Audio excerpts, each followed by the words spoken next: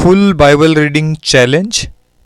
आज दिनांक 11 सितंबर 2023 के लिए assembly of believers church Nagpur द्वारा संचालित आज हम पढ़ेंगे उत्पत्ति 9, भजन संहिता 17 और 18, नीति वचन 9, मत्ती 9।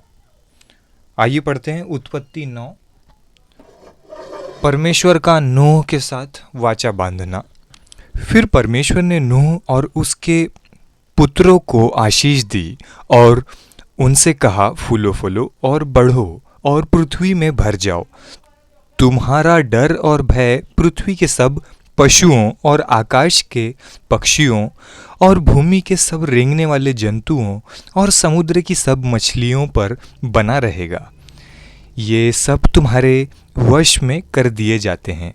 सब चलने वाले जंतु तुम्हारा आहार होंगे। जैसा तुमको हरे हरे छोटे पेड़ दिए थे वैसा ही अब सब कुछ देता हूँ। पर मांस को प्राण समेत अर्थात लहू समेत तुम न खाना, और निश्चय ही मैं तुम्हारे लहू अर्थात प्राण का बदला लूँगा। सब पशुओं और मनुष्यों दोनों से मैं उसे लूँगा। मनुष्य के प्राण का बदला मैं एक एक के भाई बंधु से लूँगा। जो कोई मनुष्य का लहू बहाएगा उसका लहू मनुष्य ही से बहाया जाएगा, क्योंकि परमेश्वर ने मनुष्य को अपने ही स्वरूप के अनुसार बनाया है। और तुम फूलो फलो और बढ़ो और पृथ्वी पर बहुतायत से संतान उत्पन्न करके उसमें भर जाओ। फिर परमेश्वर ने नूह और उसके पुत्रों से कहा, सुनो, मैं तुम्हारे साथ और तुम्हारे पश्चात जो तुम्हारा वंश होगा उसके साथ भी वाचा बांधता हूँ, और सब जीवित प्राणियों से भी जो तुम्हारे संग हैं, क्या पक्षी, क्या घरेलू पशु, क्या पृथ्वी के सब बनेले पशु, पृथ्वी के जितने जीव जंतु जहाज से निकले हैं। और मैं तुम्हारे साथ अपनी यह वाचा बांधता हूँ कि सब प्राणी फिर जल प्रलय से नष्ट न होंगे, और पृथ्वी का नाश करने के लिए फिर जल प्रलय न होगा। फिर परमेश्वर ने कहा, जो वाचा मैं तुम्हारे साथ और जितने जीवित प्राणी तुम्हारे संग हैं उन सब के साथ भी युग युग की पीढ़ियों के लिए बांधता हूँ, उसका यह चिन्ह है, मैंने बादल में अपना धनुष रखा है। वह मेरे और पृथ्वी के बीच में वाचा का चिन्ह होगा। और जब मैं पृथ्वी पर बादल फैलाऊं तब बादल में धनुष दिखाई देगा। तब मेरी जो वाचा तुम्हारे और सब जीवित शरीरधारी प्राणियों के साथ बंधी है उसको मैं स्मरण करूँगा। तब ऐसा जल प्रलय फिर न होगा जिससे सब प्राणियों का विनाश हो।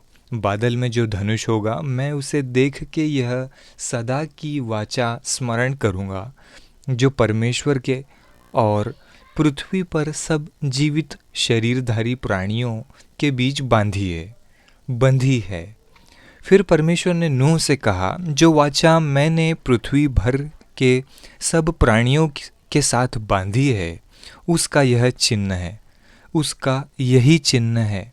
नूह और उसके पुत्र। नूह के पुत्र जो जहाज में से निकले वे शेम, हाम और येपेत थे, और हाम कनान का पिता हुआ। नूह के 3 पुत्र यही हैं, और इनका वंश सारी पृथ्वी पर फैल गया। नूह किसानी करने लगा। उसने दाख की बारी लगाई और वह दाखमधु पीकर मतवाला हुआ और अपने तंबू के भीतर नंगा हो गया। तब कनान के पिता हाम ने अपने पिता को नंगा देखा और बाहर आकर अपने दोनों भाइयों को बतला दिया। तब शेम और येपेत दोनों ने कपड़ा लेकर अपने कंधों पर रखा और पीछे की ओर उल्टा चलकर अपने पिता के नंगे तन को ढांप दिया, और वे अपना मुख पीछे किए हुए थे, इसलिए उन्होंने अपने पिता को नंगा न देखा। जब नूह का नशा उतर गया, तब उसने जान लिया कि उसके छोटे पुत्र ने उसके साथ क्या किया है। इसलिए उसने कहा, कनान शापित हो, वह अपने भाई बंधुओं के दासों का दास हो। फिर उसने कहा, शेम का परमेश्वर यहोवा धन्य है और कनान शेम का दास हो। परमेश्वर येपेत के वंश को फैलाए और वह शेम के तंबुओं में बसे और कनान उसका दास हो। जल प्रलय के पश्चात नूह 350 वर्ष जीवित रहा। इस प्रकार नूह की कुल आयु 950 वर्ष की हुई। तत्पश्चात वह मर गया। उत्पत्ति 9 completed. Now it's turn to read Psalms 17 and 18. भजन संहिता 17। अत्याचारी से बचाने के लिए प्रार्थना। दाऊद की प्रार्थना। हे यहोवा परमेश्वर, सच्चाई के वचन सुन, मेरी पुकार की ओर ध्यान दे। मेरी प्रार्थना की ओर जो निष्कपट मुंह से निकलती है कान लगा। मेरे मुकदमे का निर्णय तेरे सम्मुख हो, तेरी आंखें न्याय पर लगी रहे। तूने मेरे हृदय को जांचा है, तूने रात को मुझे देखा है। तूने मुझे परखा, परंतु कुछ भी खोटापन नहीं पाया। मैंने ठान लिया है कि मेरे मुंह से अपराध की बात नहीं निकलेगी। मैंने ठान लिया है कि मेरे मुंह से अपराध की बात नहीं निकलेगी। मानवीय कामों में मैं तेरे मुंह के वचन के द्वारा क्रूरों की सी चाल से अपने को बचाए रहा। मेरे पांव तेरे पथों में स्थिर रहे, फिसले नहीं। हे ईश्वर, मैंने तुझ से प्रार्थना की है, क्योंकि तू मुझे उत्तर देगा। अपना कान मेरी ओर लगाकर मेरी विनती सुन ले। तू जो अपने दाहिने हाथ के द्वारा अपने शरणागतों को उनके विरोधियों से बचाता है, अपनी अद्भुत करुणा दिखा। अपनी आँखों की पुतली के समान सुरक्षित रख। अपने पंखों के तले मुझे छिपा रख। उन दुष्टों से जो मुझ पर अत्याचार करते हैं, मेरे प्राण के शत्रुओं से जो मुझे घेरे हुए हैं, उन्होंने अपने हृदयों को कठोर किया है। उनके मुंह से घमंड की बातें निकलती हैं। उन्होंने पग पग पर हमको घेरा है। वे हमको भूमि पर पटक देने के लिए घात लगाए हुए हैं। वह उस सिंह के समान है जो अपने शिकार की लालसा करता है और जवान सिंह के समान घात लगाने के लिए स्थानों में बैठा रहता है। उठ, हे यहोवा, उसका सामना कर और उसे पटक दे। अपनी तलवार के बल से मेरे प्राण को दुष्ट से बचा ले। अपना हाथ बढ़ाकर, हे यहोवा, मुझे मनुष्यों से बचा, अर्थात संसारी मनुष्यों से जिनका भाग इसी जीवन में है और जिनका पेट तू अपने भंडार से भरता है। वे बाल बच्चों से संतुष्ट हैं। अपने शेष संपत्ति अपने बच्चों के लिए छोड़ जाते हैं, परंतु मैं तो धर्मी होकर तेरे मुख का दर्शन करूँगा। जब मैं जागूंगा तब तेरे स्वरूप से संतुष्ट होऊंगा। दाऊद का मुक्ति गान।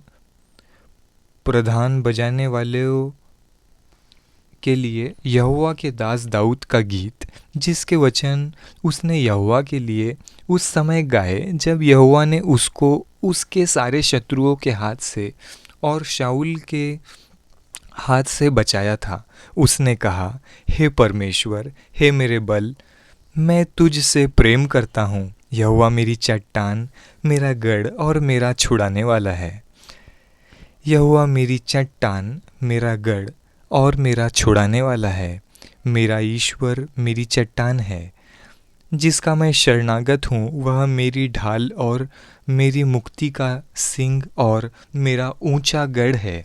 मैं यहोवा को, जो स्तुति के योग्य है, पुकारूंगा और इस प्रकार मैं अपने शत्रुओं से बचाया जाऊंगा। मृत्यु की रस्सियों से मैं चारों ओर घिर गया हूँ और अधर्म की बाढ़ ने मुझको भयभीत कर दिया। पाताल की रस्सियाँ मेरे चारों ओर थी और मृत्यु के फंदे मुझ पर आए थे। अपने संकट में मैंने यहोवा परमेश्वर को पुकारा। मैंने अपने परमेश्वर की दुहाई दी और उसने अपने मंदिर में से मेरी बातें सुनी और मेरी दुहाई उसके पास पहुंचकर उसके कानों में पड़ी। तब पृथ्वी हिल गई और कांप उठी और पहाड़ों की नींव कंपित होकर हिल गई, क्योंकि वह अति क्रोधित हुआ था। उसके नथनों से धुआं निकला और उसके मुंह से आग निकलकर भस्म करने लगी, जिससे कोयले दहक उठे। वह स्वर्ग के नीचे झुकाकर उतर आया और उसके पांव तले घोर अंधकार था। वह करूब पर सवार होकर उड़ा, वरन पवन के पंखों पर सवारी करके वेग से उड़ा। उसने अंधियारे को अपने छिपने का स्थान और अपने चारों ओर मेघों के अंधकार और आकाश की काली घटाओं का मंडप बनाया। उसकी उपस्थिति की झलक से उसकी काली घटाएं फट पड़ी, ओले और अंगारे भी। तब यहोवा आकाश में गरजा और परम प्रधान ने अपनी वाणी सुनाई। ओले और अंगारे उसने अपने तीर चला चलाकर उनको तितर बितर किया, वरन बिजलियां गिरा गिरा कर उनको परास्त किया। तब जल के नाले देख पड़े और जगत की नींव प्रकट हुई। यह तो हे यहोवा तेरी डांट से और तेरे नथनों की सांस की झोंक से हुआ। उसने ऊपर से हाथ बढ़ाकर मुझे थाम लिया और गहीरे जल में से खींच लिया। उसने मेरे बलवंत शत्रु से और उनसे जो मुझसे घृणा करते थे मुझे छुड़ाया, क्योंकि वे अधिक सामर्थी थे। मेरी विपत्ति के दिन वे मुझ पर आ पड़े, परंतु यहोवा मेरा आश्चर्य था। उसने मुझे निकालकर चौड़े स्थान में पहुंचाया। उसने मुझको छुड़ाया, क्योंकि वह मुझसे प्रसन्न था। यहोवा ने मुझसे मेरे धर्म के अनुसार व्यवहार किया और मेरे हाथों की शुद्धता के अनुसार उसने मुझे बल दिया। उसने मुझे बदला दिया, क्योंकि मैं यहोवा के मार्गों पर चलता रहा और दुष्टता के कारण अपने परमेश्वर से दूर न हुआ। क्योंकि मैं यहोवा के मार्गों पर चलता रहा और दुष्टता के कारण अपने परमेश्वर से दूर न हुआ, क्योंकि उसके सारे निर्णय मेरे सम्मुख बने रहे और मैंने उसकी विधियों को न त्यागा। मैं उसके सम्मुख सिद्ध बना रहा और अधर्म से अपने को बचाए रहा। यहोवा ने मुझे मेरे धर्म के अनुसार बदला दिया और मेरे हाथों की उस शुद्धता के अनुसार जिसे वह देखता था। दयावंत के साथ तू अपने दयावंत दिखाता और खरे पुरुष के साथ तू अपने को खरा दिखाता है। शुद्ध के साथ तू अपने को शुद्ध दिखाता और टेढ़े के साथ तू तिरछा बनता है। क्योंकि तू दीन लोगों को तो बचाता है, परंतु घमंड भरी आँखों को नीची करता है। हाँ, तू ही मेरे दीपक को जलाता है। मेरा परमेश्वर यहोवा मेरे अंधियारे को उजियाला कर देता है। क्योंकि तेरी सहायता से मैं सेना पर धावा करता हूँ और अपने परमेश्वर की सहायता से शहरपना को लांघ जाता हूँ। परमेश्वर का मार्ग सिद्ध है। यहोवा का वचन ताया हुआ है। वह अपने सब शरणागतों की ढाल है। यहोवा को छोड़ कोई ईश्वर है? यहोवा को छोड़ क्या कोई ईश्वर है? हमारे परमेश्वर को छोड़ क्या और कोई चट्टान है? यह वही ईश्वर है जो सामर्थ से मेरा कटिबंध बांधता है और मेरे मार्ग को सिद्ध करता है। वही मेरे पैरों को हरिणियों के पैरों के समान बनाता है और मुझे मेरे ऊंचे स्थानों पर खड़ा करता है। वह मेरे हाथों को युद्ध करना सिखाता है, इसलिए मेरी बाहों से पीतल का धनुष झुक जाता है। तूने मुझको अपने बचाव की ढाल दी है। तू अपने दाहिने हाथ से मुझे संभाले हुए है और तेरी नम्रता ने महत्व दिया है। तूने तूने मेरे पैरों के लिए स्थान चौड़ा कर दिया और मेरे पैर नहीं फिसले। मैं अपने शत्रुओं का पीछा करके उन्हें पकड़ लूँगा और जब तक उनका अंत न करूं तब तक न लौटूंगा। मैं उन्हें ऐसा बेधूंगा कि वे उठ न सकेंगे। वे मेरे पाँव के नीचे गिर पड़ेंगे, क्योंकि तूने युद्ध के लिए मेरी कमर में शक्ति का पटुका बांधा है और मेरे विरोधियों को मेरे सम्मुख नीचा कर दिया। तूने मेरे शत्रुओं की पीठ मेरी ओर फेर दी ताकि मैं उनको काट डालूं। जो मुझसे द्वेष रखते हैं उन्होंने दुहाई तो दी, परंतु उन्हें कोई भी बचाने वाला न मिला। उन्होंने यहोवा की भी दुहाई दी, परंतु उसने भी उनको उत्तर न दिया। तब मैंने उनको कूट कूट कर पवन से उड़ाई हुई धूल के समान कर दिया। मैंने उनको गली कूचों की कीचड़ के समान निकाल फेंका। तूने मुझे प्रजा के झगड़ों से भी छुड़ाया। तूने मुझे अन्य जातियों का प्रधान बनाया है। जिन लोगों को मैं जानता भी न था वे मेरे अधीन हो गए। मेरा नाम सुनते ही वे मेरी आज्ञा का पालन करेंगे। परदेशी मेरे वश में हो जाएंगे।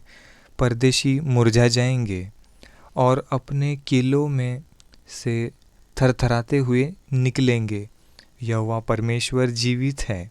मेरी चट्टान धन्य है और मेरे मुक्तिदाता परमेश्वर की बढ़ाई हो। धन्य है मेरा पलटा लेने वाला ईश्वर।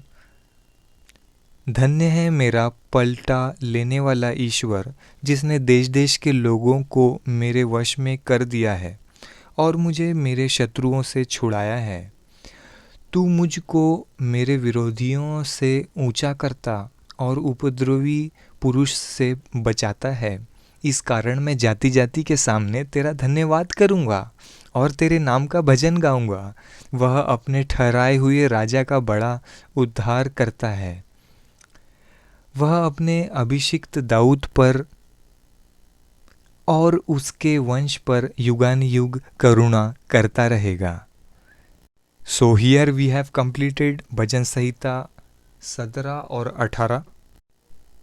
नीति वचन 9 स्टार्ट। बुद्धिमानी और मूर्खता। बुद्धि से अपना घर बनाया और उसके सातों खंबे गड़े हुए हैं। उसने अपने पशु वध करके अपने दाखमधु में मसाला मिलाया है और अपनी मेज लगाई है। उसने अपनी सहेलियां सब को बुलाने के लिए भेजी हैं। वह नगर के ऊंचे स्थानों की चोटी पर पुकारती है। मेरे ख्याल से बुद्धि बोल रही है। जो कोई भोला है वह मुड़कर यहीं आए, और जो निर्बुद्धि है उससे वह कहती है, आओ मेरी रोटी खाओ और मेरे मसाला मिलाए हुए दाखमधु को पियो। भोलों का संग छोड़ो और जीवित रहो। समझ के मार्ग में सीधे चलो। जो ठट्ठा करने वाले को शिक्षा देता है वह अपमानित होगा, और जो दुष्ट जन को डांटता है वह कलंकित होता है। ठट्ठा करने वाले को न डांट, ऐसा न हो कि वह तुझसे बैर रखे। बुद्धिमान को डांट, वह तो तुझसे प्रेम रखेगा। बुद्धिमान को शिक्षा दे, वह अधिक बुद्धिमान होगा। धर्मी को चिता दे, वह अपनी विद्या बढ़ाएगा। यहोवा का भय मानना बुद्धि का आरंभ है, और परम पवित्र ईश्वर को जानना ही समझ है। मेरे द्वारा तो तेरी आयु बढ़ेगी और तेरे जीवन के वर्ष अधिक होंगे। यदि तू बुद्धिमान हो तो बुद्धि का फल तू ही भोगेगा, और यदि तू ठट्टा करे तो दंड केवल तू ही भोगेगा। मूर्खता रूपी स्त्री बकबक करने वाली है, वह तो भोली है और कुछ नहीं जानती। वह अपने घर के द्वार में और नगर के ऊंचे स्थानों में अपने आसन पर बैठी हुई, जो बटोही अपना अपना मार्ग पकड़े हुए सीधे चले जाते हैं, उनको यह कह कह कर पुकारती है, जो कोई भोला है वह मुड़कर यहीं आए। जो निर्बुद्धि है उससे वह कहती है, चोरी का पानी मीठा होता है और लुके छुपे की रोटी अच्छी लगती है। वह यह नहीं जानता कि वहाँ मरे हुए पड़े हैं और उस स्त्री के नेवतहारी अधोलोक के निचले स्थानों में पहुँचे हैं। नीति वचन 9 कंप्लीट हुआ। अब पढ़ेंगे मत्ती 9। लकवे के रोगी को चंगा करना। फिर वह नाव पर चढ़कर पार गया और अपने नगर में आया, और देखो कई लोग लकवा के एक रोगी को खाट पर रखकर उसके पास लाए। यीशु ने उनका विश्वास देखकर उस लकवे के रोगी से कहा, हे पुत्र, ढाढ़स बांध, तेरे पाप क्षमा हुए। इस पर कई शास्त्रियों ने सोचा, यह तो परमेश्वर की निंदा करता है। यीशु ने उनके मन की बातें जानकर कहा, तुम लोग अपने अपने मन में बुरा विचार क्यों कर रहे हो? सहज क्या है, यह कहना तेरे पाप क्षमा हुए, या यह कहना उठ और चल फिर? परंतु इसलिए कि तुम जान लो कि मनुष्य के पुत्र को पृथ्वी पर पाप क्षमा करने का अधिकार है। तब उसने लकवे के रोगी से कहा, उठ, अपनी खाट उठा और अपने घर चला जा। वह उठकर अपने घर चला गया। लोग यह देखकर डर गए और परमेश्वर की महिमा करने लगे, जिसने मनुष्यों को ऐसा अधिकार दिया है। मत्ती का बुलाया जाना। वहाँ से आगे बढ़कर यीशु ने मत्ती नामक एक मनुष्य को महसूल की चौकी पर बैठे देखा और उसने कहा, मेरे पीछे हो ले। वह उठकर उसके पीछे हो लिया। जब वह घर में भोजन करने के लिए बैठा तो बहुत से महसूल लेने वाले और पापी आकर यीशु और उसके चेलों के साथ खाने बैठे। यह देखकर फरीसियों ने उसके चेलों से कहा, तुम्हारा गुरु महसूल लेने वालों और पापियों के साथ क्यों खाता है? यह सुनकर यीशु ने उनसे कहा, वैद्य भले चंगों के लिए नहीं परंतु बीमारों के लिए आवश्यक है। इसीलिए तुम जाकर इसका अर्थ सीख लो। मैं बलिदान नहीं परंतु दया चाहता हूँ, क्योंकि मैं धर्मियों को नहीं परंतु पापियों को बुलाने आया हूँ। उपवास का प्रश्न। तब यूहन्ना के चेलों ने उसके पास आकर कहा, क्या कारण है कि हम और फरीसी इतना उपवास करते हैं, पर तेरे चेले उपवास नहीं करते? यीशु ने उनसे कहा, क्या बाराती जब तक दूल्हा उनके साथ है शोक कर सकते हैं? पर वे दिन आएंगे जब दूल्हा उनसे अलग किया जाएगा और उस समय वे उपवास करेंगे। कोरे कपड़े का पैबंद पुराने वस्त्र पर कोई नहीं लगाता, क्योंकि वह पैबंद उस वस्त्र से कुछ और खींच लेता है और वह अधिक फट जाता है। और लोग नया दाखरस पुरानी मशकों में नहीं भरते, क्योंकि ऐसा करने से मशकें फट जाती हैं और दाखरस बह जाता है और मशकें नष्ट हो जाती हैं, परंतु नया दाखरस नई मशकों के भरते हैं और वे दोनों बचे रहते हैं, मृत लड़की और बीमार स्त्री। वह उनसे ये बातें कह ही रहा था कि देखो, एक सरदार ने आकर उसे प्रणाम किया और कहा, मेरी पुत्री अभी मरी है, परंतु चलकर अपना हाथ उस पर रख तो वह जीवित हो जाएगी। यीशु उठकर अपने चेलों समेत उसके पीछे हो लिया, और देखो, एक स्त्री ने, जिसको 12 वर्ष से लहू बहने का रोग था, पीछे से आकर उसके वस्त्र के आंचल को छू लिया, क्योंकि वह अपने मन में कहती थी, यदि मैं उसके वस्त्र ही को छू लूँगी तो चंगी हो जाऊँगी। यीशु ने फिरकर उसे देखा और कहा, पुत्री, ढाढ़स बांध, तेरे विश्वास ने तुझे चंगा किया है। अंततः वह स्त्री उसी घड़ी चंगी हो गई। जब यीशु ने सरदार के घर में पहुंचा और बांसुरी बजाने वालों और भीड़ को हुल्लड़ मचाते देखा, तब कहा, हट जाओ, लड़की मरी नहीं पर सोती है। इस पर वे उसकी हंसी करने लगे। परंतु जब भीड़ निकाल दी गई तो उसने भीतर जाकर लड़की का हाथ पकड़ा और वह जी उठी। और इस बात की चर्चा उस सारे देश में फैल गई। 2 अंधों को दृष्टिदान। जब यीशु वहाँ से आगे बढ़ा तो 2 अंधे उसके पीछे यह पुकारते हुए चले, हे दाऊद की संतान, हम पर दया कर। जब वह घर में पहुंचा तो वे अंधे उसके पास आए, और यीशु ने उनसे कहा, क्या तुम्हें विश्वास है कि मैं यह कर सकता हूँ? उन्होंने उससे कहा, हाँ प्रभु। तब उसने उनकी आंखें छूकर कहा, तुम्हारे विश्वास के अनुसार तुम्हारे लिए हो। और उनकी आंखें खुल गई। यीशु ने उन्हें चिताकर कहा, सावधान, कोई इस बात को न जाने। पर उन्होंने निकलकर सारे देश में उसका यश फैला दिया। एक गूंगे को चंगा करना। जब वे बाहर जा रहे थे तो देखो, लोग एक गूंगे को जिसमें दुष्टात्मा थी उसके पास लाए, और जब दुष्टात्मा निकाल दी गई तो गूंगा बोलने लगा। इस पर भीड़ ने अचंभा करके कहा, इज़राइल में ऐसा कभी नहीं देखा गया।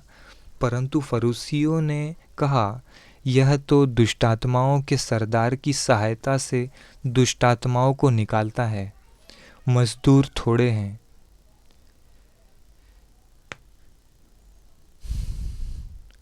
यीशु सब नगरों और गांवों में फिरता रहा और उसके आराधनालयों में उपदेश करता और राज्य का सुसमाचार प्रचार करता और हर प्रकार की बीमारी और दुर्बलता को दूर करता रहा। जब उसने भीड़ को देखा तो उसको लोगों पर तरस आया, क्योंकि वे उन भेड़ों के समान जिनका कोई रखवाला न हो, व्याकुल और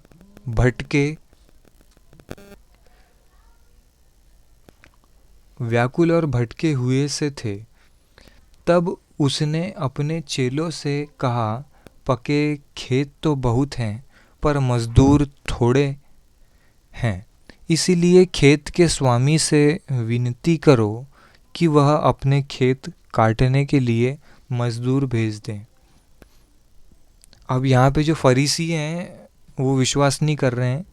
मत्ती 9 के आखिरी में 34वें वचन में वो विश्वास नहीं कर रहे हैं यीशु मसीह पर। का बाइबल रीडिंग कंप्लीट हुआ। इस पर क्वेश्चंस हैं, वो यूट्यूब इस वीडियो के थंबनेल में आपको मिल जाएंगे। प्रभु की स्तुति होती रहे। प्लीज़ इस वीडियो को शेयर ज़रूर करें और सब्सक्राइब भी करें। आपकी सुविधा के लिए ऑडियो रिकॉर्ड मैं कर रहा हूँ।